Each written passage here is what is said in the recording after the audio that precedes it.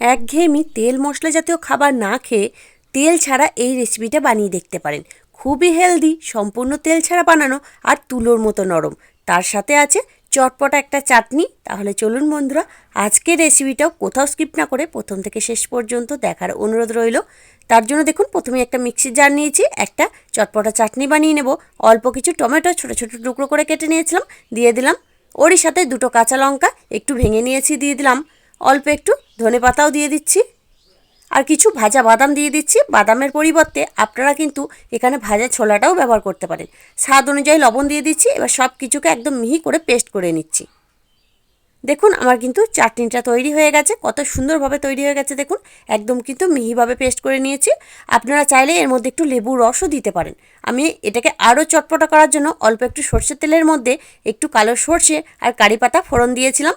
এবার এটাকে চাটনির মধ্যে ঢেলে দিলাম। আমার কিন্তু চাটনি তৈরি হয়ে গেল। এবার এটা সাইডে সরিয়ে দিচ্ছি।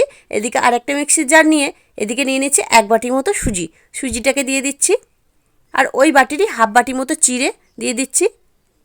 এবার এখানে ওই বাটিরই হাফ বাটি থেকে একটু কম টক দই নিয়েছি।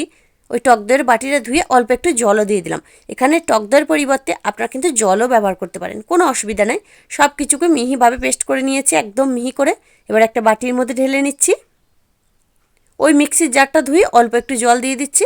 এবার এই সব কিছুকে একসাথে একটু মিশিয়ে নিচ্ছি। ব্যাটারটা এখন অনেকটা পাতলা মনে হলেও এটাকে রেস্টে রাখার পর এটা কিন্তু একটু ঘন হয়ে যাবে। বেশ খানিকক্ষণ ধরে আমি এটাকে একটু মিশিয়ে নিয়েছি।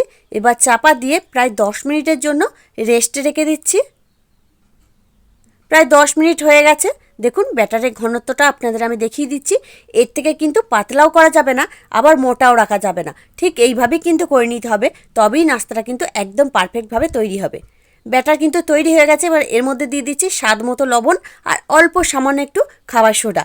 এই সোডাটা দিলে এই নাস্তাটা কিন্তু বেশ জালিদার তৈরি হবে আর নরমও হবে। ব্যাটার আমার তৈরি হয়ে গেছে। এবার নাস্তাগুলো তৈরি করে নেব। তার জন্য গ্যাসের মধ্যে একটা ফ্রাই প্যান বসিয়ে দিয়েছিলাম। এবার এর মধ্যে দিয়ে দিচ্ছি অল্প সামান্য একটু সাদা তেল, ব্রাশের মধ্যে করে আমি দিয়ে দিচ্ছি। একদম কিন্তু নামে মাত্র। এটা দিলে এই নাস্তাটা বেশ উঠে চলে আসবে, এই জন্যই ব্যবহার করা। এবার ওই ব্যাটারটা থেকে 1 হাতা ব্যাটার নিয়ে আমি দিয়ে দিলাম। দিয়ে এটাকে একদম লো টু মিডিয়াম করে চাপা দিয়ে প্রায় 2 মিনিটের জন্য রেখে দেব। 2 মিনিট হয়ে গেছে। দেখুন, নাস্তাটা কিন্তু বেশ জালিদার তৈরি হয়ে গেছে। এবার এটাকে উল্টে দিচ্ছি। উল্টে দিয়ে আর 1 মিনিট রেখে দেব। এটা কিন্তু আমার তৈরি হয়ে গেছে একদম পারফেক্টভাবে। দেখুন কত সুন্দর হয়ে গেছে। ওটাকে তুলে নিয়েছি। আবার একটা ওই একইভাবে দেখিয়ে দিচ্ছি। অল্প সামান্য একটু সাদা তেল ব্রাশ করে দিলাম। দিয়ে ব্যাটারটা থেকে 1 হাতা করে ব্যাটার আমি দিয়ে দিচ্ছি। খুব বেশি দেওয়ার প্রয়োজন নেই, আমি যেহেতু ছোটো ছোটো বানাচ্ছি তাই 1 হাতা করে দিয়ে দিচ্ছি। আপনারা যদি এর থেকে বড় করে বানাতে চান তাহলে কিন্তু আরেকটু করে ব্যাটার দিয়ে দেবেন। এটাও আমার 1 পিঠ হয়ে গেছে, আর 1 পিঠ হতে দিচ্ছি।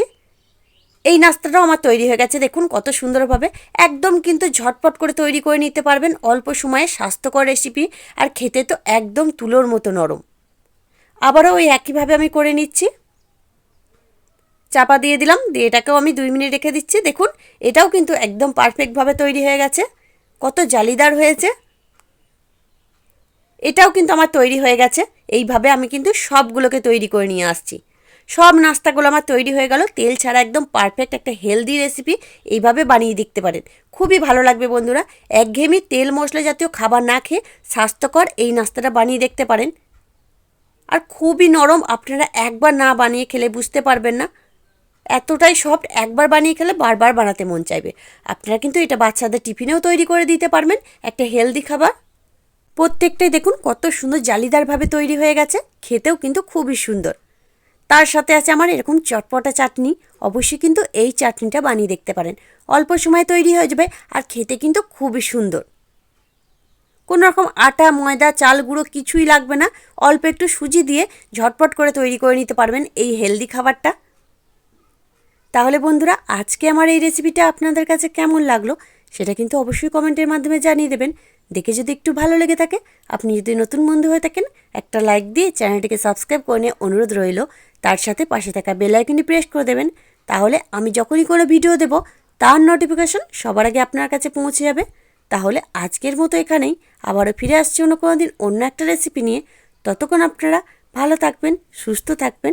ধন্যবাদ।